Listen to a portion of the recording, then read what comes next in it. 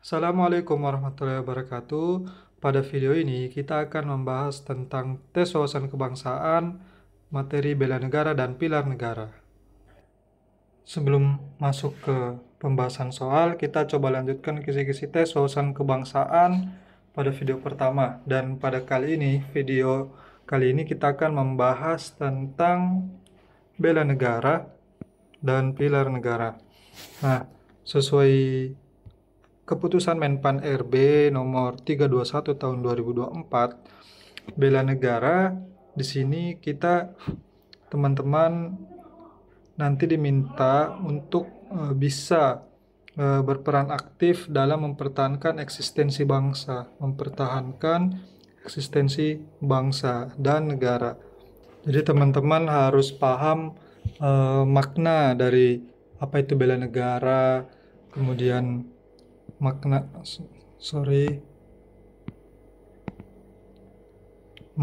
bela negara, tujuannya apa, kemudian unsur-unsur dasarnya ya, unsur-unsur dasar yang meliputi cinta tanah air, rela berkorban, kemudian kesadaran berbangsa dan bernegara, memiliki kemampuan awal bela negara. Nah, ini di materi sudah kami sampaikan, jadi teman-teman bisa dibaca lagi, dipahami lagi makna-makna dari atau setiap poin dari bab bela negara ini. Termasuk di situ nanti ada manfaat bela negara, dasar hukumnya, kemudian perbedaan-perbedaan antara nasionalisme, cinta tanah air, patriotisme, dan bela negara. Nah, semoga nanti dengan itu teman-teman bisa lebih mudah menjawab soal-soal dari bela negara. Nah, kemudian kita lanjut ke kisi-kisi berikutnya, pilar negara. Pilar negara ini tujuannya mampu membentuk karakter positif melalui pemahaman dan pengamalan nilai-nilai dalam Pancasila. Ini ya, pengamalan nilai-nilai dalam Pancasila. Jadi teman-teman harus benar-benar paham nilai-nilai dalam Pancasila itu apa saja. Kemudian Undang-Undang Dasar Negara Republik Indonesia. Nah, ini juga teman-teman harus paham isi dari Undang-Undang Dasar Negara Republik Indonesia. Ya, dari tiap-tiap pasalnya setidaknya teman-teman itu tahu pasal ini menjelaskan tentang apa, pasal segini. Tapi kalau teman-teman hafal pasti akan lebih baik. Tapi sepertinya untuk soal-soal sekarang eh, tidak tidak menanyakan tentang isi pasal, tapi lebih ke pengamalan dari pasal-pasalnya itu. Kemudian ada NKRI dan Bhinneka Tunggal Ika. Jadi teman-teman harus paham tiap-tiap konsep dari nilai-nilai yang sudah disebutkan tadi ya. Terutama ini nilai-nilai Pancasila. Ini teman-teman harus tahu kedudukan dan fungsi Pancasila itu sebagai apa, tujuannya, kemudian konsep-konsep NKRI, bentuk-bentuknya, kemudian UUD 1945 tadi isinya menjelaskan tentang apa, pasal ini tentang apa, kemudian Bhinneka Tunggal Ika. Ya, jadi implementasi Bhinneka Tunggal Ika, teman-teman harus paham betul konsep yang itu dari beberapa ini ya. Jadi untuk penjelasannya sudah kami rangkum di materi, jadi silahkan teman-teman baca dan pahami dengan baik.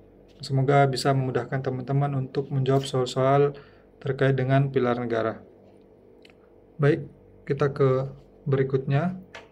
Kemudian ini beberapa tips mengerjakan soal TWK, masih sama dengan video yang pertama ya. Jadi teman-teman harus memahami, ini wajib memang memahami konsep dengan baik dari setiap materi-materi TWK. Kemudian teman-teman boleh dengan mencari kata kunci yang terdapat dalam soal dan opsi jawaban. Kemudian cari bukti dan kata-kata pendukung di setiap pilihan jawaban. Bisa dengan nantinya eliminasi jawaban-jawabannya. Kemudian pilih dari yang telah dieliminasi, sisanya pilih yang paling tepat, paling terbaik. Kemudian hindari memilih jawaban berdasarkan spekulasi atau asumsi yang tidak jelas. Nah, ini jadi teman-teman harus sesuai fakta dan sesuai redaksi pada soal. Dan yang terakhir, teman-teman harus percaya dan pada proses berpikir teman-teman semua. Nah, kemarin di video sebelumnya ada soal yang sebenarnya bisa langsung lihat opsi ya. Karena kemarin itu teori nilai-nilai dasar apa namanya, integritas kalau nggak salah, nilai-nilai integritas. Nah itu juga bisa salah satu opsi kalau opsinya itu salah satu opsi pengerjaan soalnya ya. Jadi kita bisa lihat langsung opsinya jika opsinya memang itu pendek seperti yang kemarin itu dan langsung teori seperti yang di video sebelumnya. Tapi kalau panjang-panjang ya, jadi teman-teman harus baca keseluruhan soalnya dulu. Baik teman-teman, kita masuk ke soal pertama tentang bela negara. Di kantor kementeriannya, Rula ditugaskan sebagai analis kebijakan karena ia lulusan jurusan ilmu politik di salah satu kampus ternama. Rula sangat menyukai ilmu politik dan pemerintahan sejak dulu. Sejak memiliki hak pilih pada usia 17 tahun, Rula tidak pernah absen menyalurkan hak pilihnya. Hak pilihnya baik di pemilihan kepala desa, wali kota, dan gubernur. Rula juga sangat antusias menyambut pemilihan presiden tahun depan dan begitu bersemangat membaca visi misi dari masing-masing calon. Perilaku Rula menunjukkan perilaku pembelaan negara pada indikator. Nah, di sini ada A, cinta tanah air, B, kesadaran berbangsa dan bernegara, setia kepada Pancasila, memiliki kemampuan awal bela negara, dan E, rela berkorban untuk bangsa dan negara. Nah, sebagaimana materi yang telah teman-teman dapatkan, jadi di unsur-unsur dasar bela negara itu ada 5 ya. Yang pertama adalah cinta tanah air ini. Cinta tanah air, cinta tanah air. Nah, cinta tanah air ini maksudnya memiliki rasa bangga dan cinta ya. Memiliki rasa bangga dan cinta kepada tanah air. Apakah perilaku Rula menunjukkan cinta tanah air? Mungkin ya, kita simpan dulu. Kemudian yang kedua adalah unsur-unsur dasar dari bela negara adalah kesadaran berbangsa dan bernegara. Kesadaran berbangsa dan bernegara ini ya. Apakah perilaku Rula menunjukkan kesadaran berbangsa dan bernegara? Saya rasa iya ya. Ya bahkan jika kita teliti dan tilik lagi, ini lebih ke kesadaran berbangsa dan bernegara ya, karena kesadaran berbangsa dan bernegara itu memahami peran dan tanggung jawab sebagai bagian dari negara. Jadi dia sebagai masyarakat, sebagai rakyat Indonesia, dia tahu perannya seperti apa. Dan ini tepat ya bagian B ini dibandingkan dengan A. Karena kalau A itu cuma rasa bangga saja. Nah, kalau di soalnya dia lebih ke bersemangat. Dia tahu lah perannya itu ketika usianya sudah 17 tahun dia harus apa begitu. Termasuk di soal ini dia berpartisipasi dalam pemilu. Kemudian yang C, setia kepada Pancasila. Yang ini juga termasuk ke dalam unsur-unsur dasar ya, yaitu Pancasila sebagai ideologi negara. Nah, ini artinya memegang teguh Pancasila sebagai panduan dalam kehidupan berbangsa, bermasyarakat, dan bernegara. Tapi kurang tepat ya, karena di sini tidak disinggung Pancasila sebagai ideologi. Kemudian yang D, memiliki kemampuan awal bela negara. Nah, ini juga termasuk ke dalam unsur-unsur dasar bela negara, yaitu kemampuan awal bela negara. Nah, ini maksudnya apa? Yaitu memiliki keterampilan dasar ya dalam mendukung tugas-tugas bela negara. Tapi berdasarkan redaksi ini kurang pas karena tidak ditunjukkan di kemampuan-kemampuan Rula dalam bela negara. Jadi ini salah.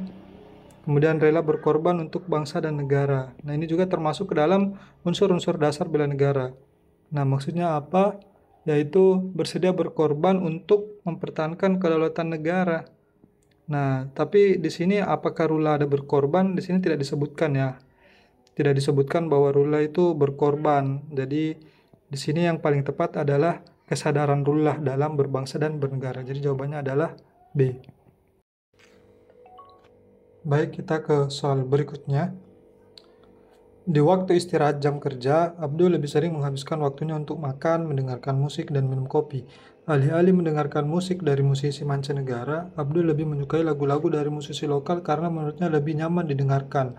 Sambil mendengarkan musik, Abdul biasanya ditemani dengan secangkir kopi. Ia banyak membeli kopi murni dari Nusantara, seperti kopi Toraja dan kopi Wamena Papua. Menurutnya, kopi asli Nusantara memiliki cita rasa yang khas. Perilaku Abdul mencerminkan bela negara pada indikator. Nah, ini masih mirip dengan soal sebelumnya. di sini di opsinya adalah unsur-unsur dasar bela negara. Kita diminta unsur dasar bela negara. Jadi kita diminta dari perilaku yang ditunjukkan dalam soal, dia masuk ke bela negara pada indikator apa, pada unsur-unsur apa. Nah, apakah cinta tanah air? Cinta tanah air itu kan artinya memiliki rasa bangga ya terhadap tanah air. Nah, di sini Abdul semuanya dari mendengarkan musik, dia mendengarkan musik dari musisi lokal. Alih-alih di sini katanya alih-alih ya musisi mancanegara. Abdul lebih menyukai musisi lokal. Kemudian Abdul ditemani dengan secangkir kopi. Kopinya itu kopi Toraja dan kopi Wamen Papua. Jadi mau lokal banget ya si Abdul ini. Jadi cinta tanah air iya ya. Jadi dia sangat mencintai produk-produk dalam negeri. Kesadaran berbangsa dan bernegara. Apakah di sini Abdul menunjukkan bahwa dia sedang menjalankan peran dan tanggung jawab sebagai bagian dari negara? Tidak ada ya, di sini tidak ditunjukkan dalam soal. Kemudian apakah Abdul setia kepada Pancasila? Apakah dengan perilakunya itu memegang teguh Pancasila sebagai panduan dalam bernegara? Tidak juga ya. Apakah memiliki kemampuan awal bela negara? Tidak disebutkan juga kalau dia memiliki keterampilan dalam bela negara. Kemudian apakah rela berkorban untuk bangsa dan negara? Di sini juga tidak ada disebutkan pengorbanan dari Abdul. Jadi jawaban yang paling tepat adalah cinta tanah air. Oke, jadi seperti itu ya, teman-teman harus bisa menguasai unsur-unsur dasar bela negara. Oke, kita ke soal berikutnya. Masih bela negara. Seorang pekerja seni di sebuah kota merencanakan sebuah proyek seni bermuatan kearifan lokal yang menggambarkan nilai-nilai keberagaman dan persatuan masyarakat. Keberagaman dan persatuan dalam masyarakat. Tindakan yang dapat dianggap sebagai bentuk bela negara karena kalau teman-teman ingat salah satu tujuan dari bela negara itu adalah melestarikan budaya ya. Salah satu tujuannya adalah melestarikan budaya. Nah, coba kita lihat yang menjadikan pekerja seni tersebut terkenal dan diakui di seluruh negara. Ini arahnya negatif kalimatnya ya. Jadi ini bukan. Kemudian menunjukkan keindahan seni bernuansa lokal di kota tersebut. Boleh, tapi tidak ada unsur bela negara ya dan unsur persatuannya di sini. Jadi ini masih kurang tepat. Meningkatkan toleransi dan kebersamaan antar warga. Nah, ini benar ya karena meningkatkan toleransi itu dan kebersamaan itu salah satunya untuk memupuk persatuan di masyarakat. Jadi C ya, kita simpan dulu. Menjadikan cara untuk menghibur dan tempat rekreasi. Ini menghibur iya, tapi tidak ada unsur bela negaranya. Kemudian meningkatkan harga properti di sekitar air moral. Ini juga agak negatif ya kalimatnya. Jadi jawaban yang paling tepat adalah yang C. Baik, kita ke soal berikutnya. Masih tentang bela negara.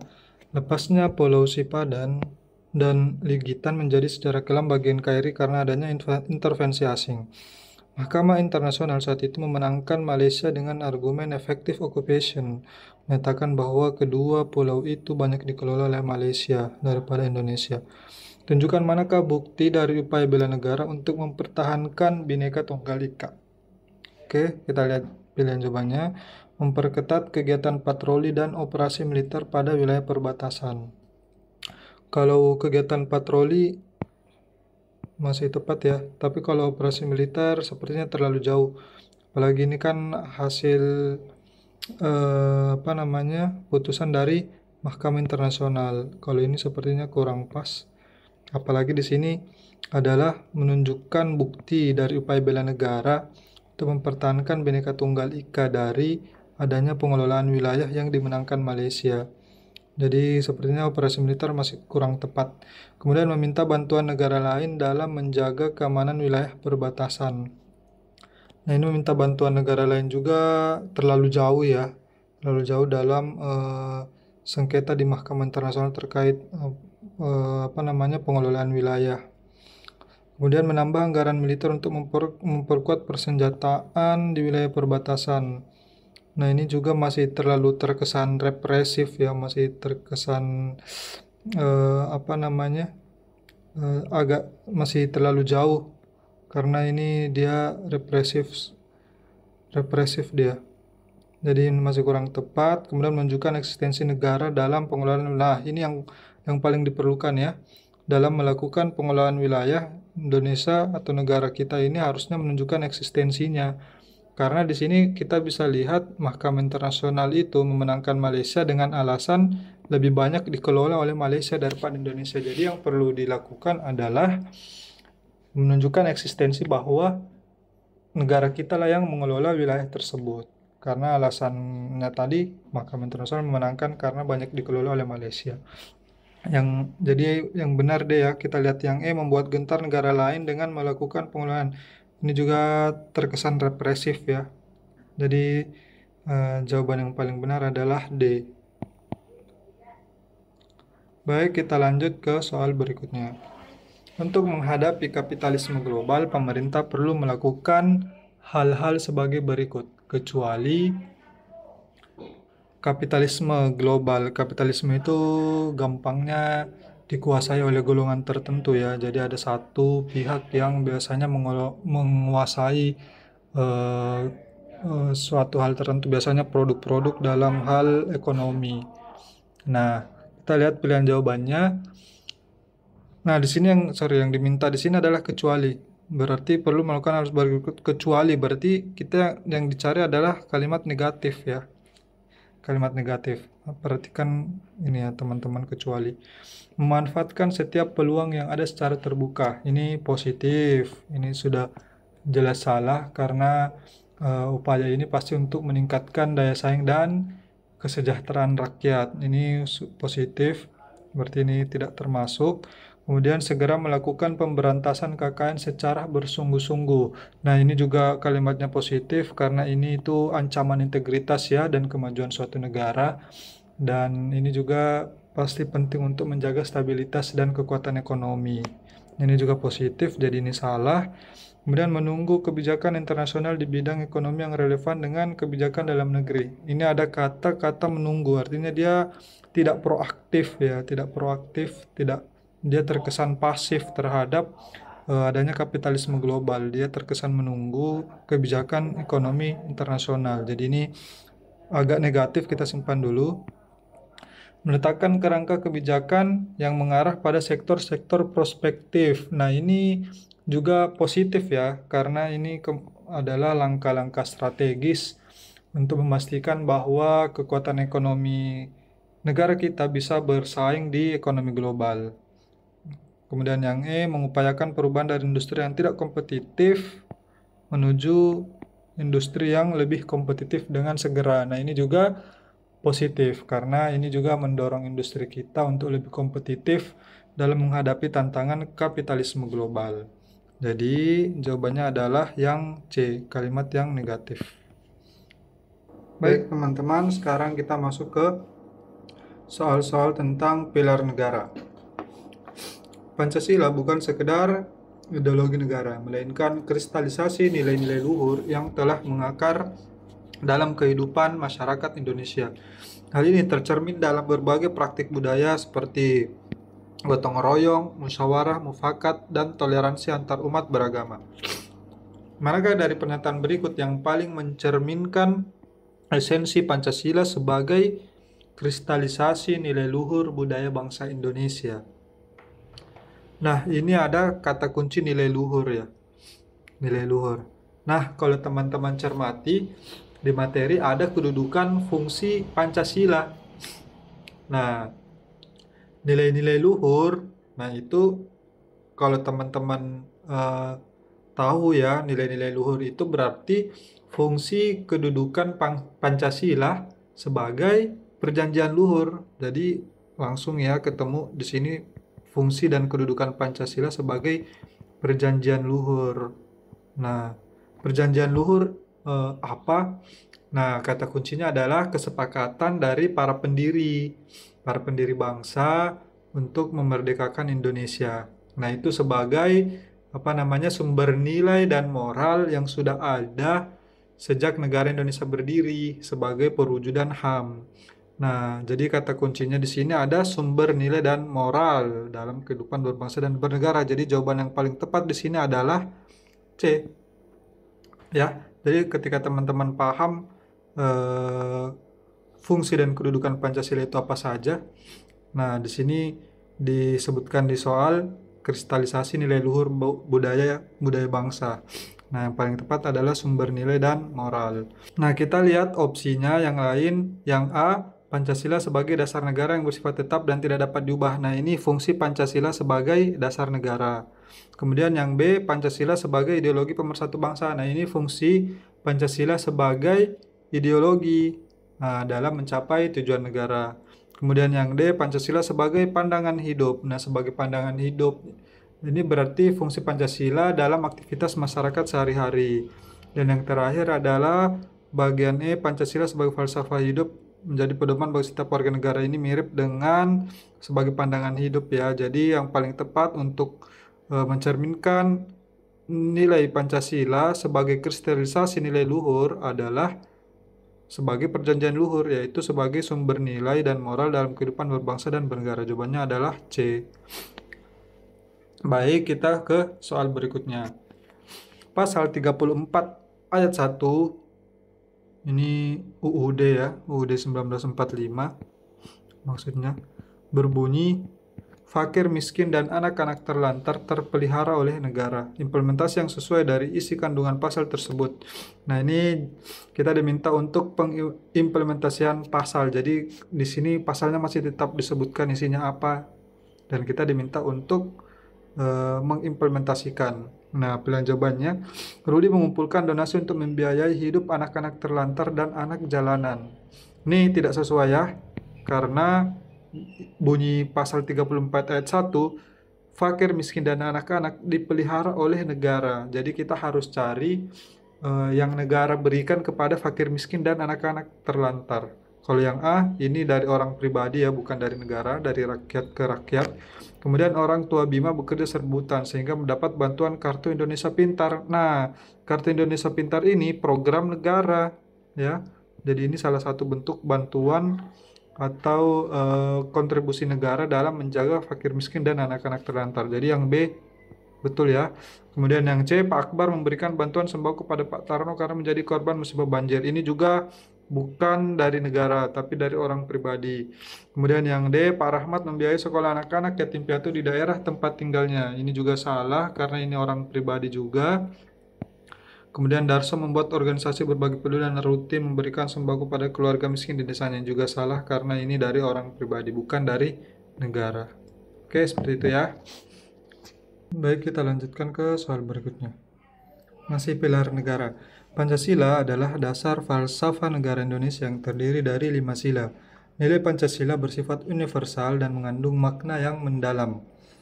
Dalam konteks praksis, nilai-nilai Pancasila diimplementasikan dalam berbagai aspek kehidupan masyarakat Indonesia. Dalam konteks praksis, nilai-nilai Pancasila diterapkan dalam berbagai aspek kehidupan masyarakat Indonesia. Dalam nilai praksis Pancasila, salah satu bentuk pengamalan nilai gotong royong. Nah, jadi berdasarkan materi ya teman-teman, jadi Pancasila itu ada nilai-nilainya, ada nilai yang terkandung dalam Pancasila, yaitu yang pertama adalah nilai dasar. Jadi ada 3 nilai, yang pertama adalah nilai dasar. Nah, di nilai dasar ini itu pengamalan dari sila-sila Pancasila, dari 5 Pancasila itu. Nah, itu pengamalannya adalah nilai dasar. Kemudian adalah yang kedua nilai instrumental.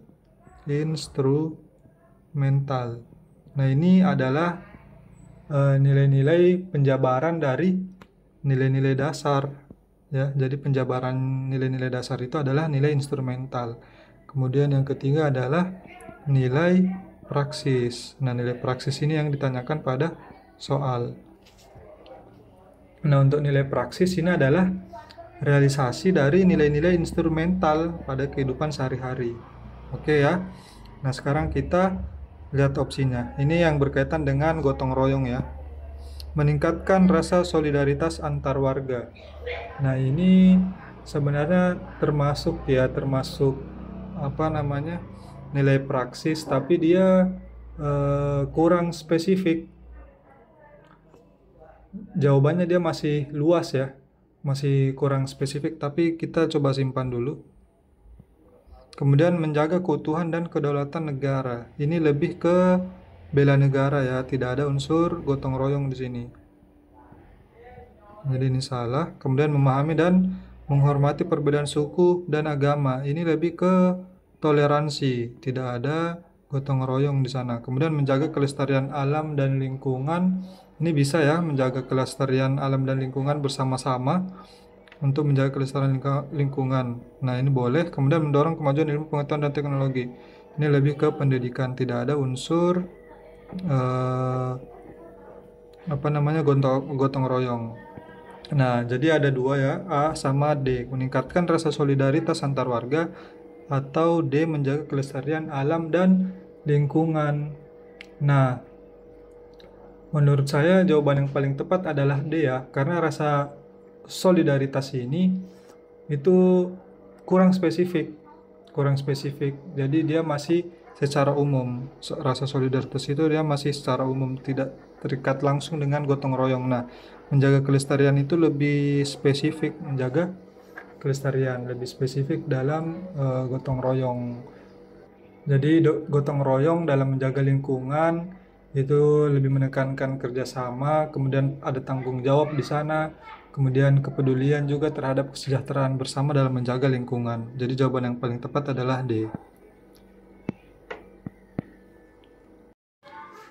Oke, lanjut ke soal berikutnya. Pemilihan umum merupakan salah satu bidang yang diatur dalam UUD Republik Indonesia 1945 pasal 22E. Nah, jadi lagi-lagi soalnya kalau soal seperti ini bagus ya. Jadi sudah disebut pasalnya berapa, kemudian kita diminta untuk, nah kalau di sini alasan pentingnya pemilihan umum. Jadi pasal 22E itu mengatur tentang pemilihan umum, dan kita diminta untuk kenapa sih pemilihan umum itu diatur dalam konstitusi.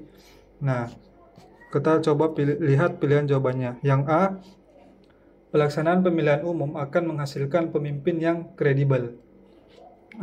Ini benar, tapi ini ke tujuannya ya, lebih ke tujuan dari adanya pemilihan umum.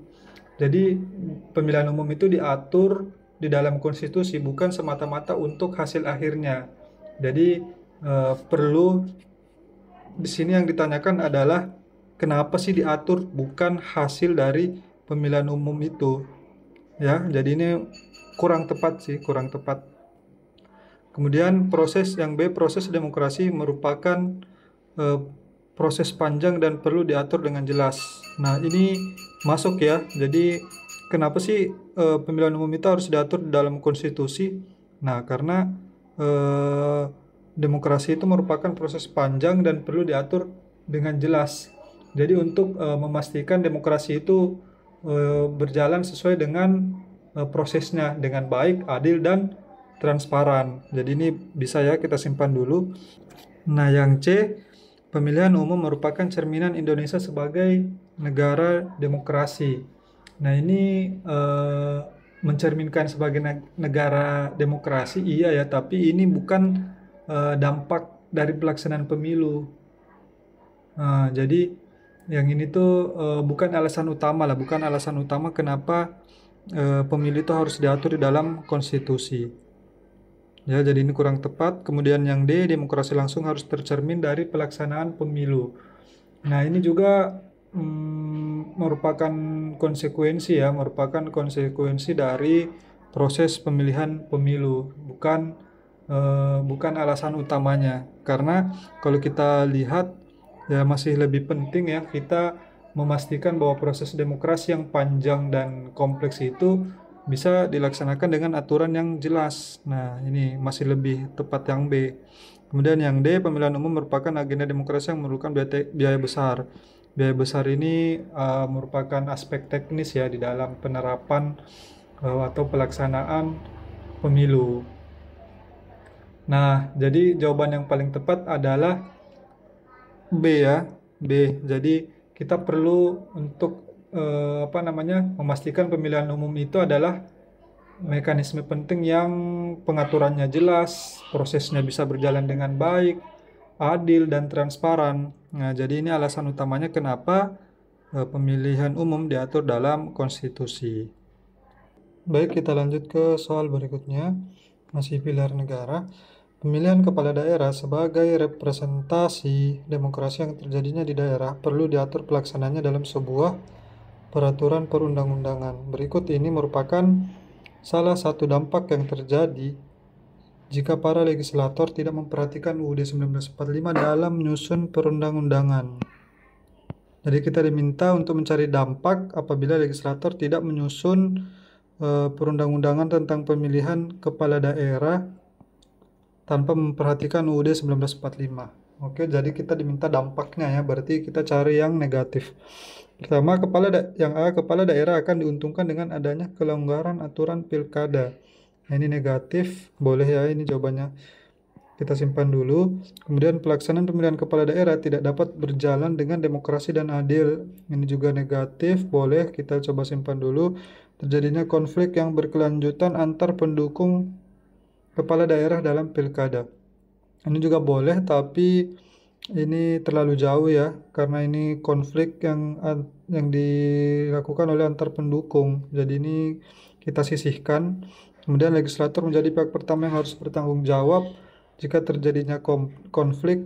Ini juga negatif, tapi ini kurang tepat dengan pertanyaannya ya, karena yang ditanyakan adalah dampaknya, bukan siapa yang harus bertanggung jawab. Kemudian yang pemilihan kepala daerah dapat berjalan demokratis karena sesuai keinginan legislator. Justru jadi tidak demokratis ya, karena ini kan berarti hanya kepentingan pihak legislator saja. Jadi tidak ada demokratisnya sama sekali. Jadi ini salah. Jadi sisa dua kemungkinan jawaban, yaitu A dan B. Coba kita lihat lagi. Kepala daerah akan diuntungkan dengan adanya kelonggaran. Pelaksanaan pemilihan kepala daerah tidak dapat berjalan dengan demokrasi dan adil. Nah, ini ada kata kunci teman-teman, demokrasi dan adil. Nah, kita tahu bahwa pelaksanaan pemilu itu harus dilaksanakan secara langsung, kemudian umum, bebas, rahasia, jujur, dan adil. Nah, ini adalah asas-asas dalam penyelenggaraan pemilu. Kalau kita singkat, biasanya adalah kita kenal luber judil ya. Ya, luber judil. Nah, jadi teman-teman harus tahu ini. Ini tadi sudah dijelaskan sebelumnya, ada di pasal 22E. Ya, pasal 22E UUD 1945. Jadi jawaban yang paling tepat adalah B. Lebih spesifik ada kata demokrasi dan adil. Oke, sepertinya sudah tidak ada soal lagi. Cukup sampai di sini untuk video kedua ini tentang tes wawasan kebangsaan, bab bela negara dan pilar negara. Terima kasih. Assalamualaikum warahmatullahi wabarakatuh.